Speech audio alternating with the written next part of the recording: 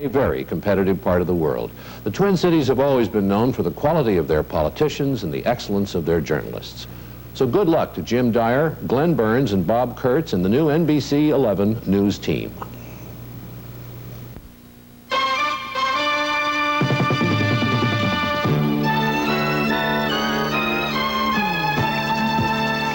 This is the 10 p.m. edition of NewsCenter 11 for Friday, March 23rd, 1979. With anchorman Jim Dyer, Glenn Burns with the weather, Bob Kurtz on sports, and the NewsCenter 11 reporting team.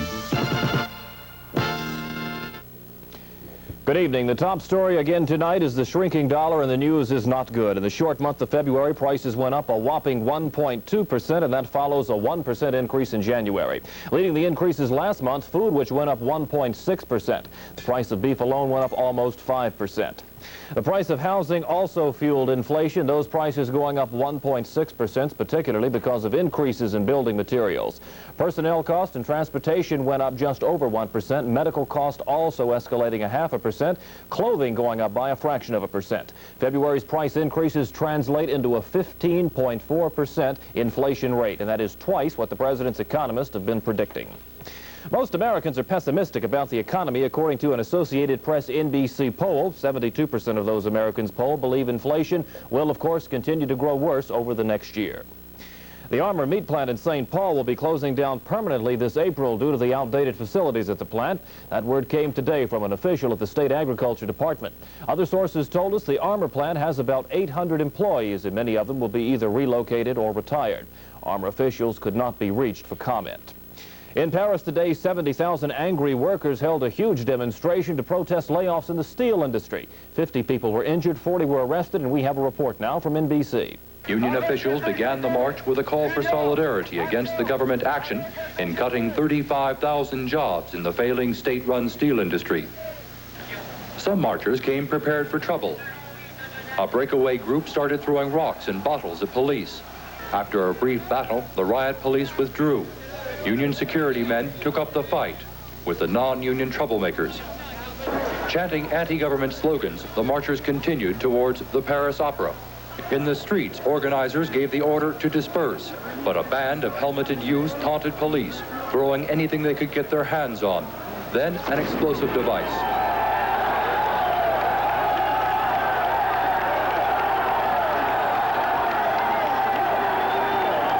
Police fired tear gas, and the hit-and-run battle lasted over an hour. Later, a small group took over this train station, setting fires and smashing property before police made the final charge. Tonight, the authorities are still on guard against further vandalism and looting. Keith Miller, NBC News, Paris. And a terrorist bomb went off in a busy district of Jerusalem today, shattering store windows and causing panic. 15 persons were injured. One died later from the injuries. The Palestinian Liberation Organization claimed responsibility for the bomb, which was planted in a garbage can in the city's Zion Square. Most of those injured were waiting in line for taxi cabs. And while that was going on, Prime Minister Begin was in New York getting ready for the signing of the Mideast Peace Treaty on Monday. Begin says he's praying from the bottom of his heart for a wide-ranging peace in the area, but says Israel can also handle terrorist attacks by radical Palestinians who have vowed to ruin that treaty. Pay attention to whatever, what is his name, you said? Yasser Arafat. Yasser Arafat said. I don't pay any attention to what is said. He is not burning anything, and he will burn his fingers if he tries. Anyhow, this organization, so-called PLO, is the most barbaric armed organization since the Nazis. We don't have anything in common with them. If they should try to carry out their barbaric attacks, we shall deal with them appropriately. President Carter, however, is taking a different approach to the PLO these days. In an interview for Egyptian television, Carter offered to negotiate for a solution to the Palestinian problem, and he's optimistic about the chances. We would like to have direct relations with the Palestinians, and we will, as part of the negotiating process in the future. The PLO has never been willing to accept this document. Also, the PLO has never recognized Israel's right to exist. And as soon as the PLO itself as an organization, is willing to accept these bases, then we'll immediately start working directly with that organization as such. But on another matter today, Attorney General Griffin Bell indicated Special Prosecutor Paul Karen would be given the power to seek indictments in the investigation of the Carter family peanut business. Karen now has the same authority as that which was delegated to the Special Prosecutor in the Watergate scandal. All recording devices have been barred from the courtroom in the first-degree murder trial of Marjorie Caldwell in Hastings. Ms. Caldwell is charged in connection with the death of her adoptive mother, Elizabeth Congdon, and her nurse, Velma Patia.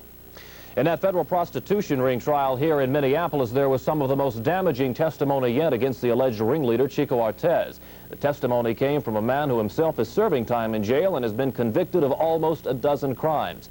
Richard Peterson testified that Artez paid him several $100s to get a couple of female friends to work for Artez as hookers.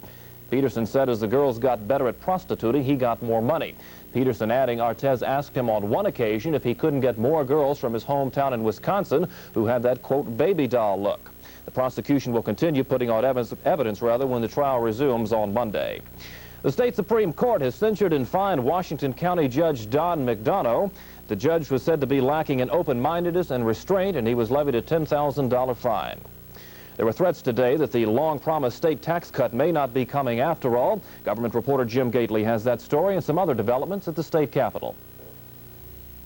Senate Democratic leaders charge that Governor Quee's budget figures are off. In short, that he's spending too much and there's not enough extra money to cut taxes.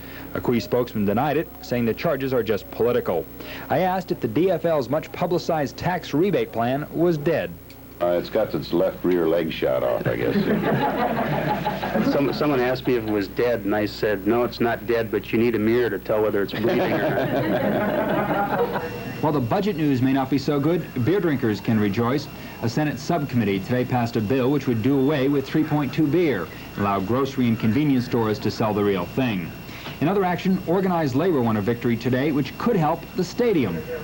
A Senate subcommittee today approved a bill to raise the state's minimum wage. The plan would set the scale at $2.90 in 1980 and $3.10 in January of 1981. That pleased AFL-CIO Chief Dave Rowe, who had been withholding labor support for the stadium pending action on labor bills.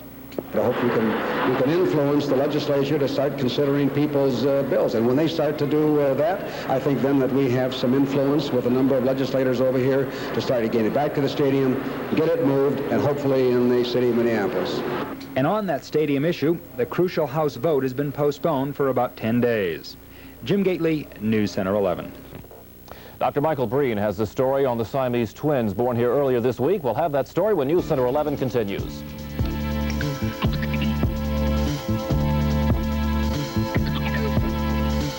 Here it is, Thomas Chrysler Plymouth Golden Valley Dodge. Two giant dealers in one gigantic location. This is Chrysler World.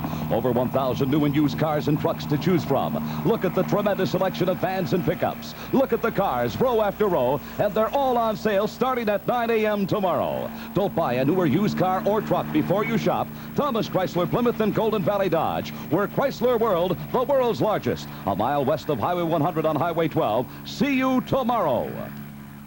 The makers of Robitussin cough medicine ask, do you know which kind of cough medicine is right for your kind of cough? For instance, do you need an expectorant, with a cough suppressant, with a decongestant, or a combination of all of these? Because there are different kinds of coughs, only one of these Robitussin formulas may be right for your kind of cough. So don't let just our television commercial recommend your cough medicine. The makers of Robitussin ask you to ask your doctor or pharmacist. Going on now and through Saturday here at White Bear Lake, a Towsley Sports Center sell-a-thon. This time, Yamaha and Suzuki motorcycles and accessories. You know what happens when we have a sell-a-thon. We sell more, you save more. Our goal is to sell a never-before 200 motorcycles, new and used, Yamahas and Suzukis and accessories. 200 motorcycle sales in 3 days. The only way is with sell-a-thon prices. Our biggest discounts of the year on motorcycles and accessories. Through Saturday only at Towsley Sports Center, White Bear Lake. Starving Artist Art Sale this weekend. Most paintings under $25, sofa size from $15 at the Hotel de France, Junction 100 and I-494. Physicians still don't know whether the Siamese twins born 2 days ago can survive an operation to separate them. Dr. Michael Breen has this updated report. The Siamese Twins were born at Unity Hospital in Fridley 2 days ago. It was 10:03 a.m. Doctors first suspected the twins were joined 1 month ago. The x-rays showed that she did have twins and that they were both presenting in a breech position, feet first, and that they were lying in a rather unusual parallel fashion that you don't see very often. Wednesday morning, the twins were delivered in an operating room by cesarean section. Pediatricians are on hand, and the usual preparations in the nursery with incubators and that type of thing. Well, those people are pretty excited. Yes, they really were. I haven't seen that much excitement around a hospital since I was in medical school, I guess. After the twins were stabilized, they were transferred to Children's Hospital. Their fate is still uncertain. What we hope for is that they have two separate hearts, completely independent of each other. At the other end of the spectrum is the possibility that they may share either parts of heart or may even have a common heart. How are the parents reacting to all this? Officials say at first they grieve for the normal child they never had. But now the parents are adjusting well. This is Dr. Michael Breen, News Center 11. No progress tonight toward ending the strike by Minnesota Community College teachers. The teachers' negotiating team received the second part of the state's written economic proposal. The teachers plan to spend the weekend evaluating that new proposal. The next meeting between the striking teachers and the state is scheduled for Tuesday morning. On Sunday, March 11th, News Center 11 reported on a fire at the Blaine Elementary School that gutted 1/3 of the building. It was reported that the students displaced by the fire would go on to another complex, part of which is in violation of fire safety and building codes. Well, the superintendent said later in a newspaper article that one of our reporters had sensationalized that story.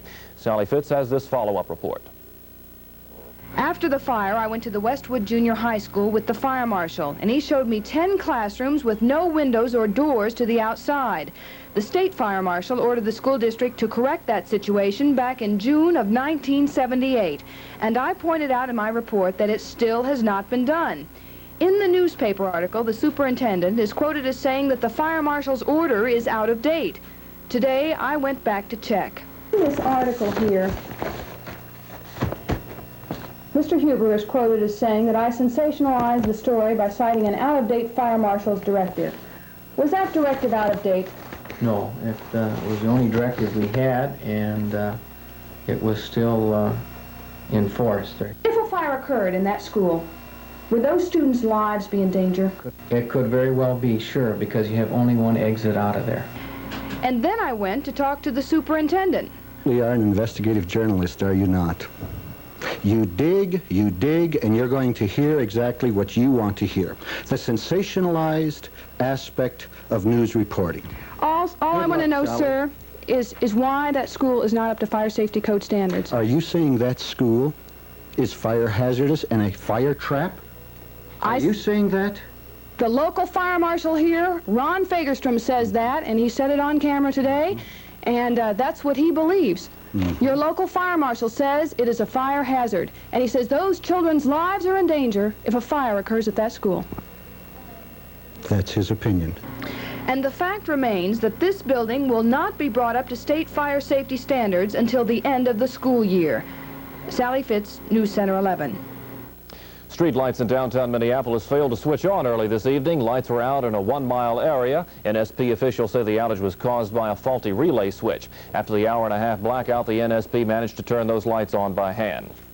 Well, in weather tonight, hopefully the snow is over for now, but I guess spring has been put off temporarily by the cooler temperatures. Yeah, it's coming our way again. More cold weather on the way, and the Highway Patrol has asked us tonight to relay a message on to you. Roads are very slippery. There are a lot of fender benders outside, so please drive carefully.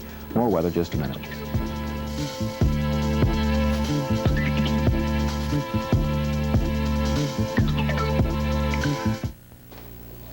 Now it's time for the WTCN Schmidt Beer Bowler of the Week Award Show. Through next week, one lucky bowler will have his or her name drawn here on WTCN and receive a Brunswick Johnny Petraglia bowling ball, executive bag, and shoes. Now all entries become eligible for the final week's drawing for the grand prize of a Jeep CJ5 Golden Eagle. Jeep wrote the book on four-wheel drive, and when it comes to the durability and off-road performance required in the rugged outdoors of Schmidt country, nothing beats the driving fun of a Jeep. Every Jeep is backed by 36 years of solid engineering experience. The Jeep Golden Eagle, a winning way to get back to nature here in our great Northwest. For sheer driving fun and off-road performance, the sporty Jeep is the way to go. And we'll be right back with this week's winner after this. Winter fun in our great Northwest. A time to ski and skate. A time for sleigh rides and snowmen. A time to enjoy the company of family and good friends. And wherever you travel, don't forget your suitcase. Yes, now you can take great-tasting Schmidt beer with you in the new handy suitcase. Packed inside the suitcase are 24 cans of naturally better Schmidt beer. Economical, easy to carry. The new suitcase pack from Schmidt. Entering the Bowler of the Week contest is simple. Just drop by your favorite bowling center where Schmidt beer is served and pick up an entry blank. Now, you only need to enter once to remain eligible for the entire length of the contest, but you may enter as often as you wish. Tonight's winner is Richard L. Bullis, and Richard bowls at Lynbrook Lanes in Minneapolis. Congratulations. Now, tune in next week for the grand prize drawing right here on the WTCN Schmidt Beer Bowler of the Week Award Show. Well, at least for the Twin Cities, the snow is over for the time being. Come next Sunday and Monday, we're looking forward to another weather disturbance coming out of Canada, and of course that will bring us some more snow. Right now in the Twin Cities, we do have cloudy skies and a current air temperature of 30 degrees. Daytime high was 37 today. The low is occurring right now at 30 degrees. Humidity 56%.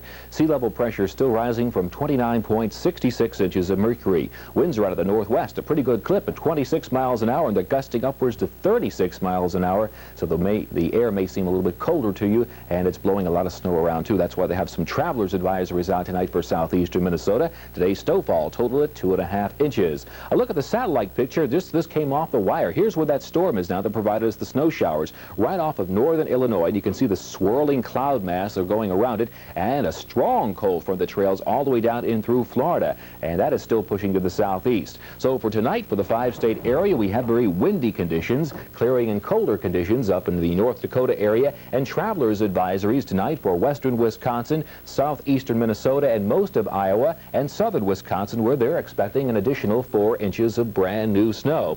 Right now in International Falls, we have clear skies and 20 degrees, 24 degrees over in Moorhead, 23 in Duluth, 25 in St. Cloud, although having partly cloudy skies, and the snow still continues in Rochester with 30 degrees. And here's what the snow looks like from Storm Search Radar. That wide, narrow band of snow continuing down from the western areas of Wisconsin all the way down into southeastern Minnesota is pretty stationary at the present time. It's just drifting very, very slowly to the southeast, and that's why they have some travelers advisories. Let's take a look at it on the southwestern quadrant. There you can see the snow near Apple Valley, just east of Apple Valley, and up in the northeast near Duluth, just south of Duluth, there is the snow continuing on its slow westward movement. So all in all, today was really a bad day. The same storm system that's providing us with the snow and the rain today caused tornadoes, 3 tornadoes in South Carolina today, one near Anderson, one near Greensville, and one near Williamston, and they overturned some trailers. Another one down in Zephyr Hills, that's a little east of Tampa, Florida, went through and ripped through a high school today, causing widespread injuries. None of them reported very serious. Down south near Atlanta, mobile homes overturned today from another tornado, and in Cape Girardeau, Missouri, hail at another tornado. Fortunately, nobody was hurt, and there was no property damage as a result of that storm. And the snow continues with the storm system still continuing to move up into the eastern Great Lakes area. Here's another storm system to look at. This one's over in the Pacific Northwest. A giant swirling cloud mass around it. It is very stationary at the present time, but by next week or so, it should be getting to be drifting eastward, and it could be trouble for us by the middle part of next week. A look at tonight's weather forecast. We're calling for more clearing skies and somewhat colder temperatures. Lows tonight near 20 degrees. For tomorrow, sunny and cold for a change of pace, but it gets cloudy tomorrow night. Lows tomorrow night near 15 and daytime highs in the lower 30s. The rest of the weekend, Sunday through Wednesday, cloudy with a chance of rain or snow right on through the period. So if you're going out, please take that into consideration and drive carefully. Thank you, Glenn. Taking a look now at a legal matter in California tonight. A 51-year-old Nevada man was convicted for kidnapping, raping, and chopping off the arms of a 15-year-old girl. A jury of 9 men and 3 women found merchant seaman Larry Singleton guilty in the September 29th attempted murder of Mary Vincent. Linda Blair, who gained notoriety as a co-star of the movie The Exorcist, traveled to Jacksonville, Florida today to face federal charges of cocaine conspiracy. Ms. Blair was allegedly involved in the delivery of about 1.5 ounces of cocaine. 20-year-old actress pleaded innocent to Magistrate Harvey Schlesinger. Blair faces a $25,000 fine and up to 15 years in prison. And a rather active Friday night for sports, I guess, particularly with what, the girls' state basketball Girls' state basketball championships, and they are going on right now out at the Met Center, and Joe Boyle is standing by with the Instant Eye, and we will have that as News Center 11 continues.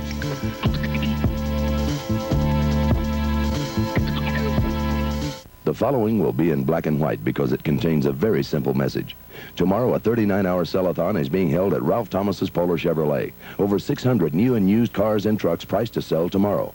We're open till 10 to offer you huge discounts on new Chevrolets, even used cars as low as $99. This is no gimmick. We really want to sell more new and used cars in 39 hours than ever before. Don't miss it. Used cars as low as $99 tomorrow at Ralph Thomas's Polar Chevrolet in White Bear Lake. Being a crop duster, I get to see what's happening down on the farms. And frankly, I'm impressed by the crops and livestock, the modern buildings, and I don't know where they get the money for all that equipment. Bet they depend a lot on their bank. So do I. In fact, the bank helped me buy this plane. Your money working through your full-service bank helps provide the loans your neighbors need. Together, you and your bank keep the agricultural community strong. You and your bank are doing more than you know. The makers of Robitussin cough medicine ask, do you know which kind of cough medicine is right for your kind of cough? For instance, do you need an expectorant, with a cough suppressant, with a decongestant, or a combination of all of these? Because there are different kinds of coughs, only one of these Robitussin formulas may be right for your kind of cough. So don't let just our television commercial recommend your cough medicine. The makers of Robitussin ask you to ask your doctor or pharmacist. Okay, how old are you? Here's a quick test. Now, I'm going to say a word, and you respond. Gene Tierney. Now, Mom, I know you're watching Norwood, and if you say movie star, that shows you're back in the Humphrey Bogart era. But if you say a basketball player, a girl basketball player, then it's obvious you're a fan of St. Paul Central girls team. It was Gene Tierney, in fact, who led 3 others in double figures. Look at this steal, as Central overpowered Melrose 53-33 to move into the AA finals. Also in AA competition, unbeaten Northfield advanced to face Central tomorrow night with a win over Coon Rapids. Now, the Raiders' victory over Coon Rapids was not as easy as that score might indicate to you. Chris Getting did have 17 points, and Christy Robinson tossed in 12, but the game actually was tied, 48 all, with less than 2 minutes remaining. But ultimately, it was the poise of Northfield. Watch the way they worked the ball around for the good shot that enabled them to move their unbeaten record to 24-0 and be in the AA finals. Now, of course, the Class A competition was not this afternoon. It's tonight. It's going on right now. In fact, Joe Boyle is standing by at the Met with a full report. Joe, how is it right now? Well, Bob, they just finished the second game of Class A semifinal action here at the Met Sports Center. And in the championship game tomorrow afternoon, it'll be New York Mills against Albany. New York Mills trying to do something that only one other high school basketball team in Minnesota history has done, and that's win 3 consecutive state high school basketball championships. Only Edina High School has done that in the past. Tonight, it was New York Mills over Brady, and the game just now finished 70-50. It was a close game throughout the first half, and then New York Mills pretty well broke it open in the second half. Let's look at some of the highlights that we do have for you. Kim Salty is the first young lady you're going to see converting for New York Mills, and Kim will come through again very, very shortly. And then you're going to see the young lady that really broke it open. And they've come to expect that from Janet Carvenan.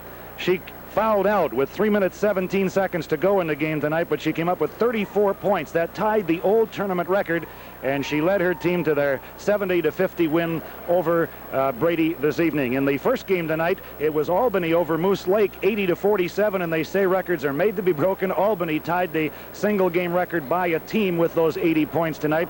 Young lady by the name of Kelly Skolaski set a new tournament record for assists. She got 17 to go with 25 points, and Peg Phelan chipped in with 24 points for Albany in that game. So in the championship tomorrow, Albany and New York Mills. From the Met Sports Center, this is Joe Boyle for News Center 11. Okay, Joe, you've been watching. Do you have a quick pick of the two teams? I really don't. After watching Albany, everybody was kind of picking New York Mills, but after watching Albany tonight, this young Skoleski girl gives them a great chance. She's a terrific feeder. If you get a chance to see her, do, but as long as she can stay in the game, they've got a chance. It'll be interesting to watch Karvinen and Skoleski tomorrow night. Okay, thank you.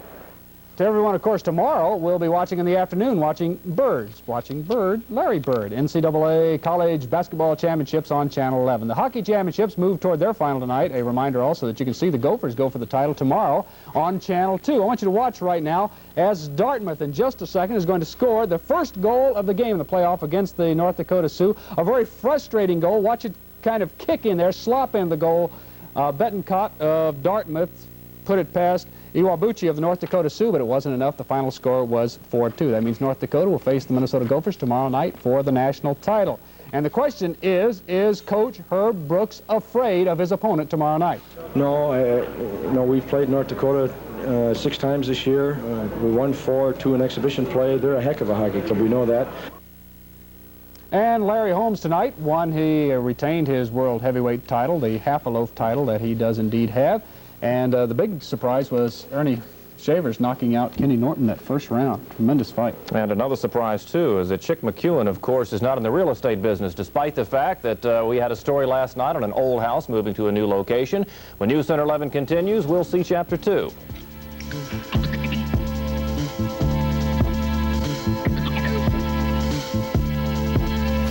Two of the best buys on a new car for around $6,000 in the United States are right here in the Twin Cities tomorrow.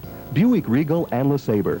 Right now, when people want more from a car than ever, economy and new smarter size, Buick Regal is all of a sudden one of America's most popular cars. Buick LeSabre is the perfect family car. We want to sell all our current selection of Regals and LeSabres before the end of March, so you can buy Buick Regal or LeSabre for around $6,000 if you act soon. So see you tomorrow at your surprising Twin Cities Buick dealer. I'm a northerner. There are over 9,000 of us. Out here in Kansas, we're storing 71 billion cubic feet of gas, 4,000 feet underground. A big new energy bank to draw on during the winter months. We're working in natural gas, liquid fuels, petrochemicals, exploration, and coal. We're the Northerners, helping our country get the energy it needs.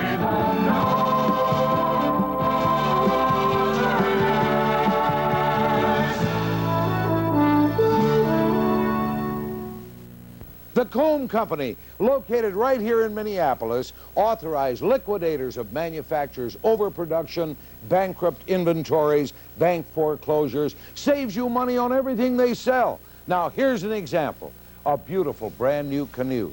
Now, these were made for the world's largest retailer. Coast Guard approved, made of Fiberlite, with strong aluminum end caps in an attractive birch bark finish. Foam flotation bulkheads with redwood seats in a one-piece molded hull. The 12-footer weighs only 55 pounds, but has a 425-pound load capacity. Now, because of slight cosmetic blemishes, this 12-footer, selling everywhere now for $219, goes on sale Sunday, March 25th, for only $99. 15 and 17-foot models also available. At the Comb Company, 33rd and Minnehaha South in Minneapolis. Well, tonight it's Chapter 2 as we examine the future of the 103-year-old house NewsCenter 11 reporter Chick McEwen told us about last night. This house is 103 years old, but it has an exciting future. 4 generations of the Hanson family, the Summit Farm Dairy family, lived in the old house at East County Road E and Highway 61 in White Bear. The commercial development of the area was too busy for the quiet old house, so the Hansons sold it for $1 to Greg and Vicki Hartman. They're both high school music teachers. They have 2 boys, a horse, and a dog. Moving the house from White Bear wasn't easy. The dollar was easy, but the next $20,000 weren't. To get title to the lot for it, they had to sell the home they were living in and move in with relatives temporarily. That was a year ago. Repair work on a section of highway over which the house would travel delayed the move for many months. The power company needed $10,000 to remove and replace power lines. The phone company, $5,000 for the phone lines along the 11-mile route. Some of that money they will get back. The mover charged $10,000 to move their $1 house.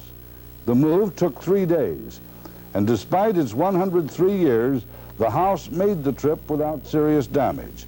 Most people aren't going to end up with a house like ours. It really is charming. It has a lot of character. For News Center 11, this is Chick McEwen.